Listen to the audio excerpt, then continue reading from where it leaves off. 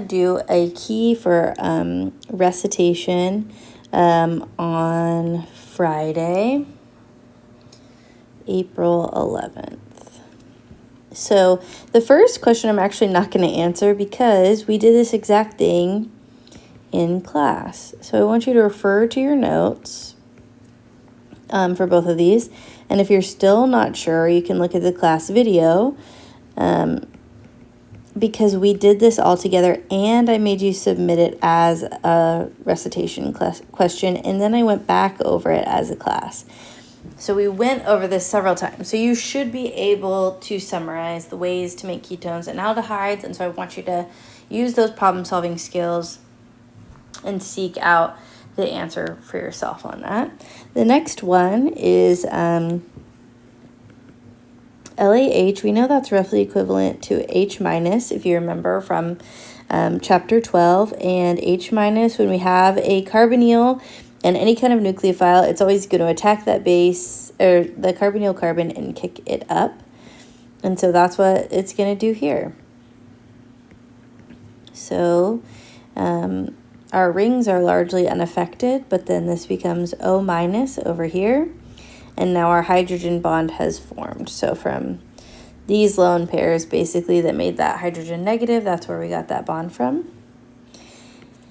And then the second step is to add acid. Now we ask ourselves, can this lone pair, come back down and kick anything out? It can't. So let's get rid of that as a potential possibility. And we know that it'll just go ahead and add the acid. And so we get a secondary alcohol that forms. And I'm not going to draw in the hydrogen right here. It's implied, but you don't have to draw it. So we have just a secondary alcohol that forms. So hopefully you remember that from chapter 12. This next one I think is a little bit trickier. First, I'll say whenever you see H+, you can assume that H+ is dissolved in water, or something like H2SO4, something like that, where there's a counter base that can act in these situations. But the first thing I think when I see this is I see a ketone and I see an alcohol. And when ketones and alcohols interact together in acid, usually they make an acetal. But if you're not even sure about that, you can think, okay, I have an alcohol and a ketone in acidic conditions, so either one of them could protonate. So have we seen ketone protonate before? Yes, and it makes this spot more electrophilic. It's like a stronger partial positive. And we have a nucleophile that could attack there. So that's one option. And we've seen it react like that before, where it interacts, it's called an intramolecular reaction to make cyclical hemiacetals. The other thing is it could react right here. You could protonate right there, and this becomes a good leaving group. And if this is a good leaving group, we need a nucleophile that could attack it to kick that leaving group out. And I don't see a good leaving group to do that. So I don't think that this one is more likely. I think if I wasn't sure at all what to do, I would go ahead and protonate this ketone as my first step. So I'm going to leave that as my first step and then have my nucleophile attack within. And I'm going to break this open. Okay, so now what does that make? It's going to look really weird. And to help myself, I always number, and I actually number 1 starting at the carbonyl, which I know is not right, but once it gets into the ring, that will be carbon number 1 because the ketone always has to have the top position. So I kind of just go ahead and put this as carbon number 1. Or the alcohol has to have the top position. So there's 4 things. And then the oxygen will sort of act as a 5th member. It's not a carbon, so it wouldn't be like a cyclobutane, but sometimes I will go ahead and number that because I know it's going to be part of the overall thing that forms.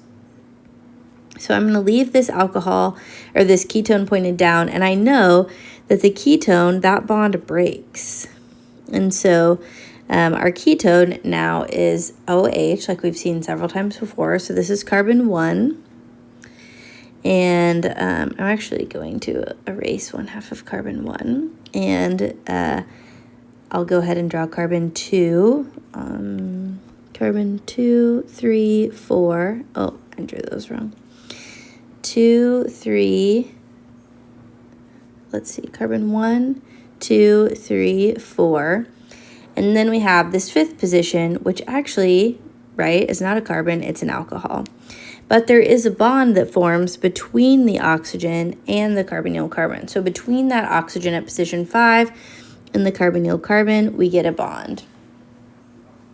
And then also at carbon 1, there is a methyl group. So carbon 1 has a ketone that has, I'm going to do that highlighting thing. I feel like that's helpful. Carbon 1 right here has this ketone with a hydrogen, so that's where this comes from. It has a methyl group right here. That's where this comes from. A new bond formed right here with this curved arrow. It showed these electrons going to form a new bond between there. So that's where those come in. And then carbon 1 also has the rest of its carbon chain over here. Carbon 2, 3, and 4. And 4 is bonded to the oxygen. So carbon 2, 3, and 4 bonded to the oxygen. So that is kind of where all those pieces come from. So hopefully you can follow that. It's very similar to what we did in class. And there is one lone pair left on this carbon, or on this oxygen, but also there's a hydrogen still there. So now this is positively charged. And now to get it to the acetal, to the neutral, we would need to get everything back to neutral. So we're going to take that proton and we're going to leave the lone pair behind, and we will get to our final structure, which has an OH and an OR and a methyl group. So just to kind of remind you where all these things came from, this is our original carbon chain right here. The new bond right here came from when the oxygen attacked within itself. And then the OH right here was what used to be the ketone. So hopefully you can kind of follow where all those things came from. We have 2 lone pairs right here and 2 lone pairs right here.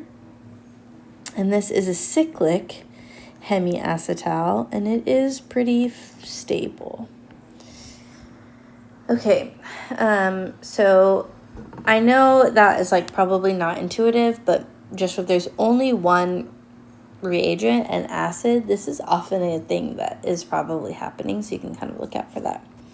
Okay, this next one is a multi-step reaction. So the first thing we're doing is PCC. PCC and all the other oxidizing agents convert secondary alcohols to aldehydes.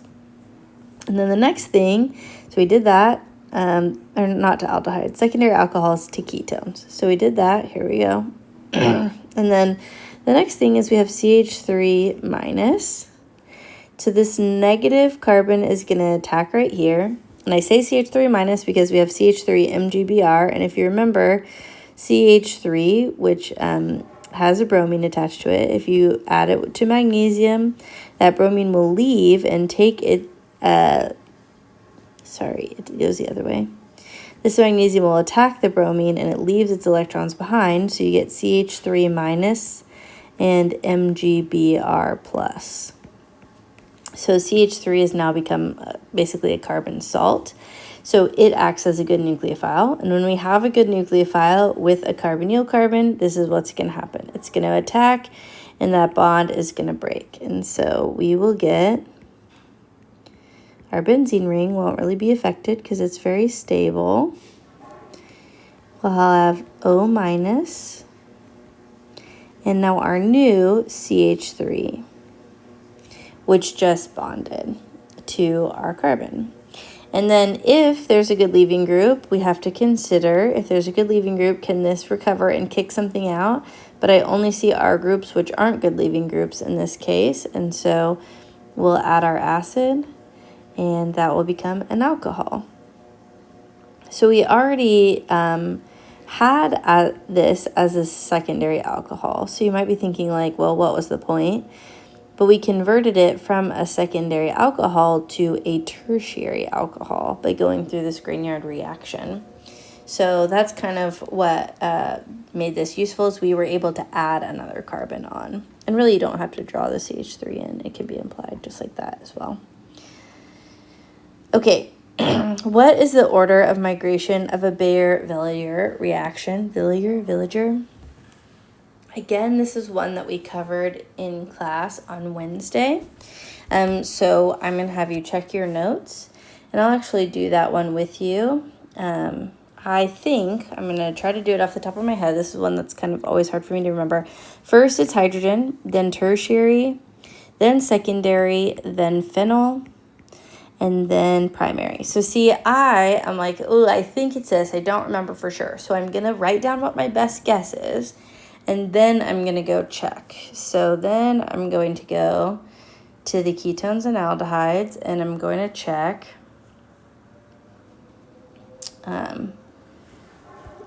on my notes. What do we have here? Let's see. Here it is. So yeah, it's H, and then tertiary, secondary, then phenyl.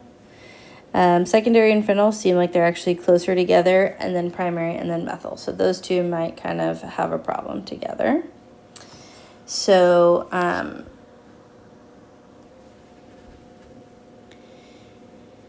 so the only thing I'll change is, instead of these, I'll make these all greater than, and secondary and phenyl be close. So hydrogen first, then tertiary, then secondary and phenyl, and then primary. So that's the order of migration. And that is telling us which group will oxygen basically kick out or move over first, or most easily.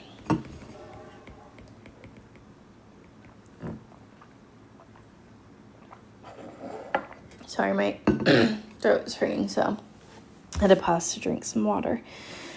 So then now, the next question, which of the molecules would react first with MCPBA? Well, hydrogen reacts easiest, so I'm going to say aldehyde. So to answer that question, I'll say the aldehyde will react most quickly.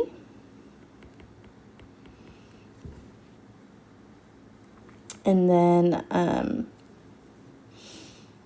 predict the product of each molecule. Predict the product, there's an extra T there, of each molecule reacting with MCPBA. So between a primary and a hydrogen, primary will react first based on our order of migration. So this would be OH, becomes a carboxylic acid if it reacts with MCPBA. This has a primary and a, what is that? It's 2, so secondary. I guess if you're counting this carbon, but that doesn't really make sense. Okay, so either way, this would be O. So on the more substituted side is typically better.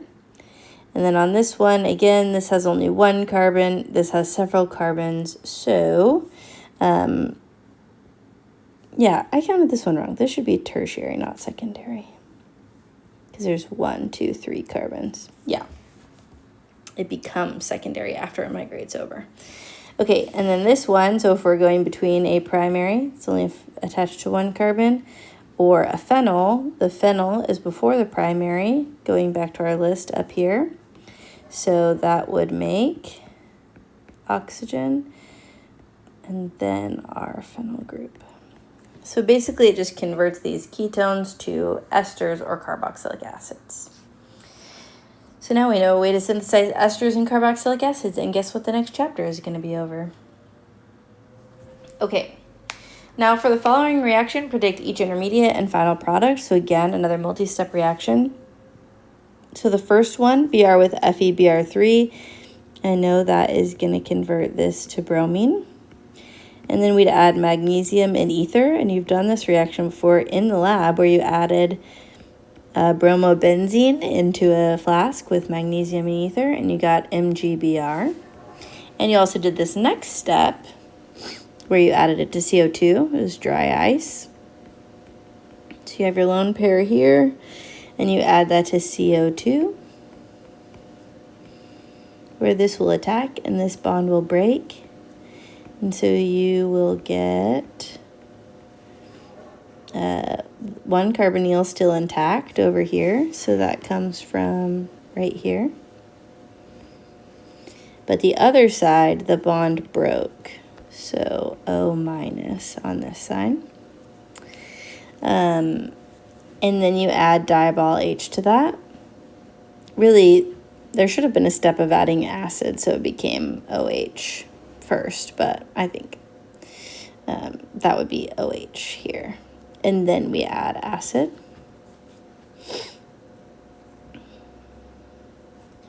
So instead of crossing that out for the key, I'll put a check mark here. And we did this, and then we did CO2, and then we added, I'm just going to say we assumed acidic workup here.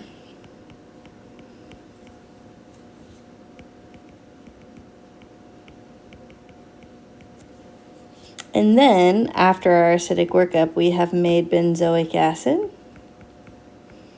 That was when you added HCl and it precipitated out as like a little white powder. And then with diol H, you turn carboxylic acids and carboxylic acid derivatives into an aldehyde. And then the last step is now we're reacting this aldehyde with acid that's in with water and ethanol. So ethanol, I'm going to draw the structure out. So now we have an aldehyde with an acid. And the first step of that is this would attack. And it looks like, I don't know if this is excess or one equivalent, so you can kind of process through. First, I'll say one equivalent, and we'll see what it would make. One equivalent. So the first step, though, whenever you have a carboxylic acid with an acid, or sorry, a ketone with an aldehyde with an acid, is you get your ketonium ion. Unless there's something else more basic that it can attach to. And then your nucleophile will attack, and that bond will break. And you'll get, here, I'll zoom in here.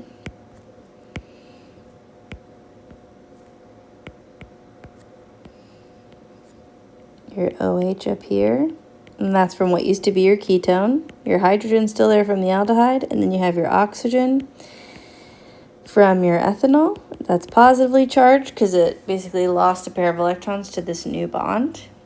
So if it had one single equivalent, we could stop there, but we know hemiacidials aren't very stable, and so that is what we'd get with one equivalent. We could deprotonate it and just, say that goes away, and then we would get our hemiacetal.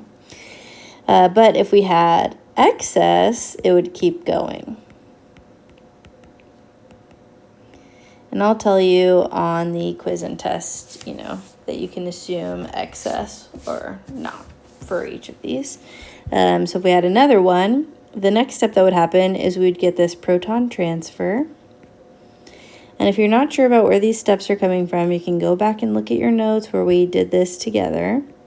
So we have two hydrogens now on this. Whoa, what did I just draw? This should be a benzene ring. And then it comes off over here. So now we have our two hydrogens.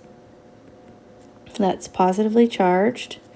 And then an oxygen over here with our ethyl on it, now is neutral, and our hydrogen still there.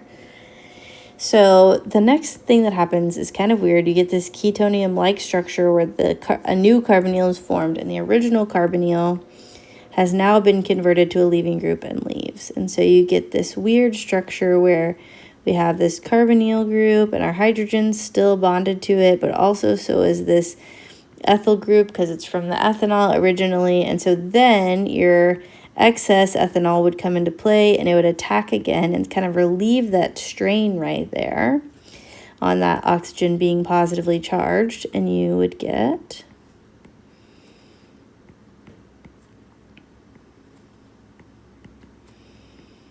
this oxygen, and then now we have our oxygen over here that bonded, and it has a positive charge now. But luckily, we have water in solution from that water that we just kicked out that is happy to come and take that. and then you get your neutral acetal.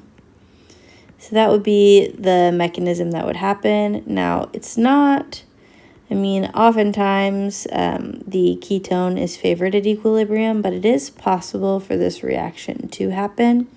And so that's why it's important to know. With aldehydes, I guess more often the acetal is favored, and with ketones, more often the ketone is favored.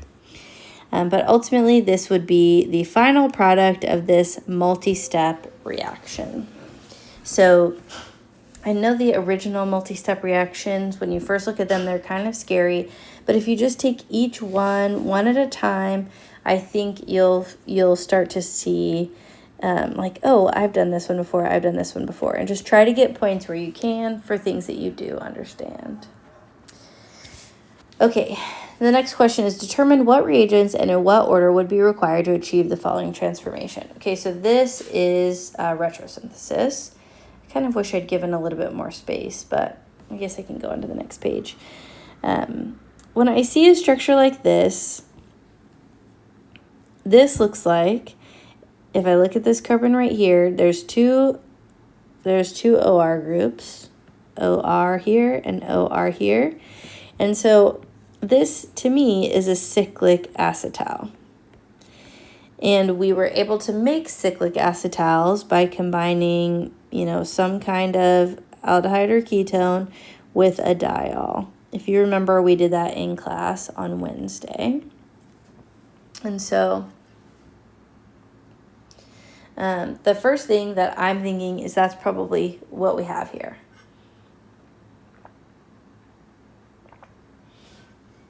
So I think that this first step probably resulted from this combination. And the R group on this side was probably the benzene ring, and the R group on this side was probably a CH3. But that's not what we have over here. We have a benzene ring with this double bond. So the next thing I'm going to think is like, okay, how could I get from this benzene ring with a double bond to here? Well, what are all the ways that we've learned to make ketones or aldehydes? A big way that we've learned to make ketones and aldehydes is by oxidizing. So one is oxidizing alcohols. And you can scroll up and see what you have. Two is by cleaving double bonds. And we have a double bond here.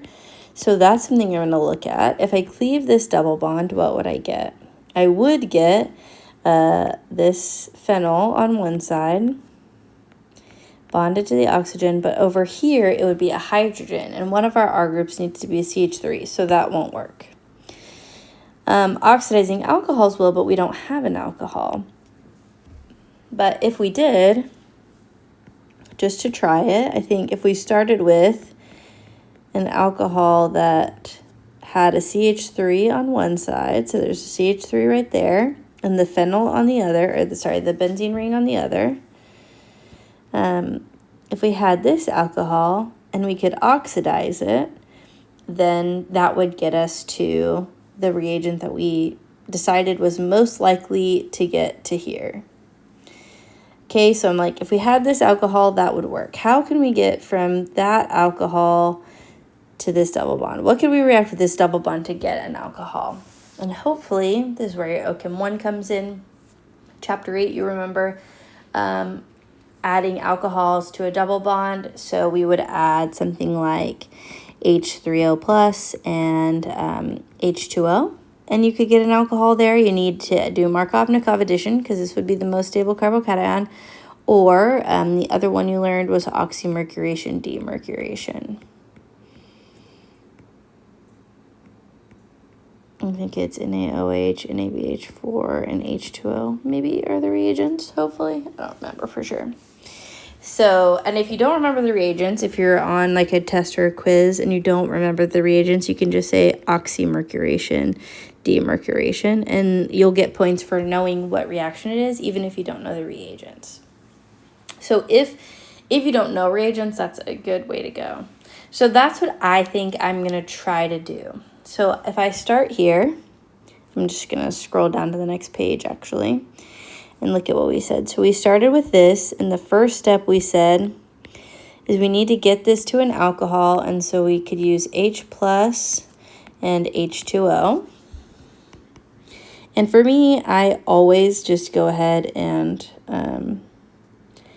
do this reaction out because I want to see the mechanism, you know, to make sure I didn't miss like a rearrangement or something. So we'd get this positive charge here, the hydrogen would add there, but it's implied, so I'm not going to draw it in. And then the water would attack there, and that would get us our OH. It'd be OH2 plus initially. And then that would get deprotonated from a number of other things in solution, other water or whatever. So that is how we get our OH on our secondary. So that's one option. You could also use HGOAC. So if I'm answering this question, and there will be a test question similar to this on your next exam, the first thing I would say is I would number it and make it really clear as my first one is H plus and H2O. So I'm using acid catalyzed hydration on this double bond. So also, if you don't know the things, you could say acid catalyzed hydration. If you know the name but not the reagents, that's fine. And then the second step we said is we need to turn this alcohol into a ketone. And so any reagents would work. I'll just use PCC, but any oxidizing reagents would work. So let me see. That would make it into this. Okay, that looks good. So then the next thing I'm going to say is 2-PCC, and then I'll put in parentheses, oxidation. Oxidation to ketone. Okay.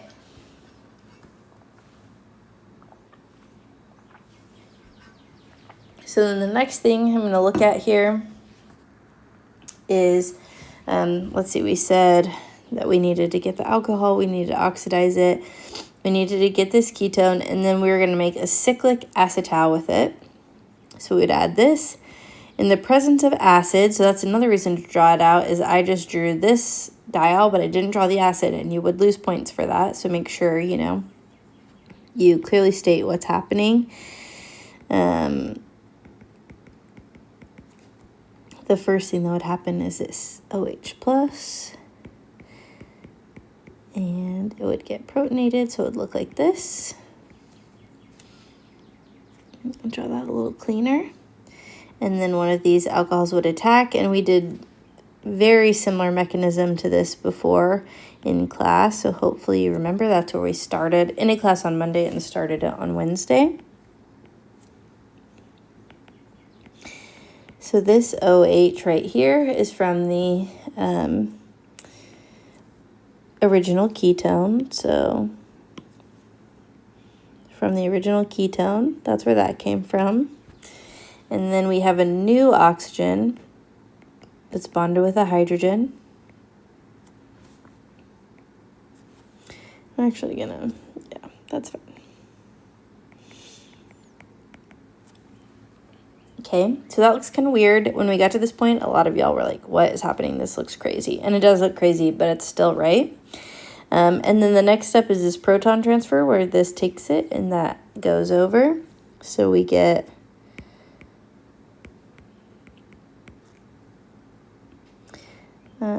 OH, H plus, and then we have just our oxygen and our other OH over here.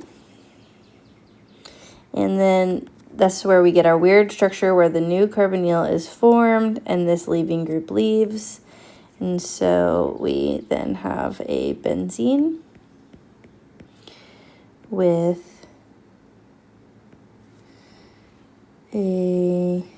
I should probably draw that line sort of pointed up because we have our ketonium over here, and it has another oxygen which can act as a nucleophile that will kind of relieve that pressure there.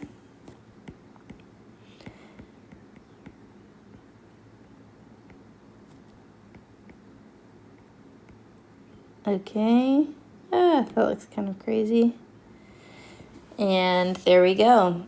So it's not the prettiest, but it does look right. So the first step, we added alcohol, then we oxidized, and then the last step, we added our diol. Oh, make sure you have enough carbons on there. And acid to get to our final reaction. Okay, so this is where a lot of that problem solving and like thinking backwards that I've tried to add in for y'all should start to come in, where you can look at a reaction and just try to think like, okay, what is probably the last step we did right before this to get to this place, hopefully. And so these are challenging, but you should be able to do them. So we'll have at least a multi-step synthesis and probably a retrosynthesis type question on our next exam. Okay, so now this one right here, let's talk about this transformation. When I see an alcohol, typically the last thing that we saw before that alcohol is we probably had something like this where the alcohol was negatively charged, right? A lot of times when we've synthesized alcohols, the last thing that we did was add acid to it. And usually the way we got that we've seen several times, is it started out as a ketone. But the thing is, if it started out as a ketone, it couldn't have had all these things bonded to it.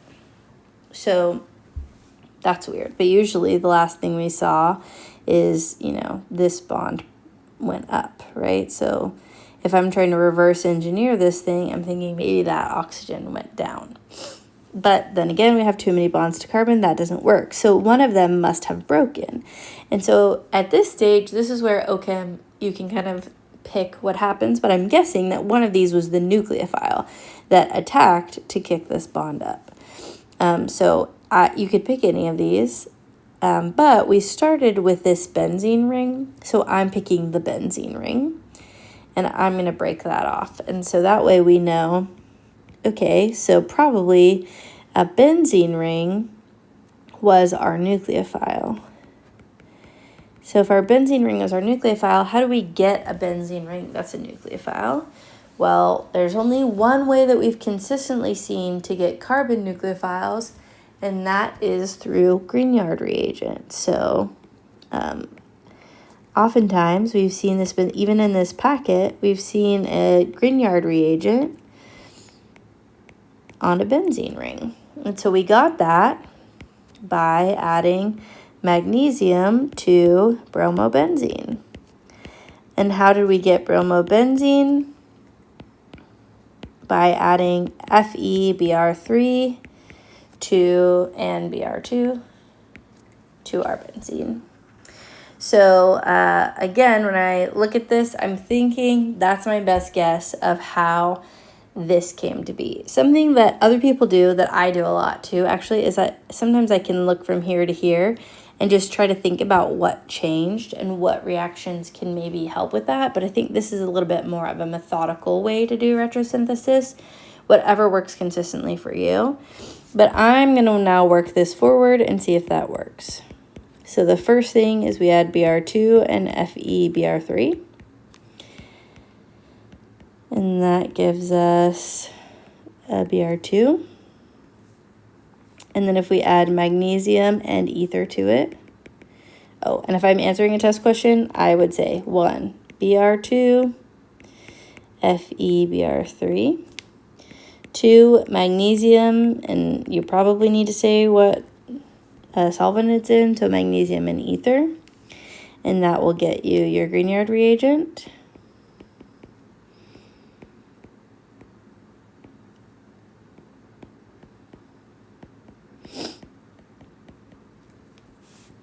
Okay, and then we reacted it with this ketone, is what we're saying, because we have an oxygen with 2 R groups on it.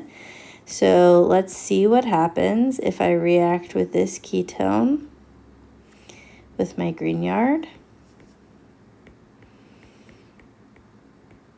O minus, and then 2 R groups.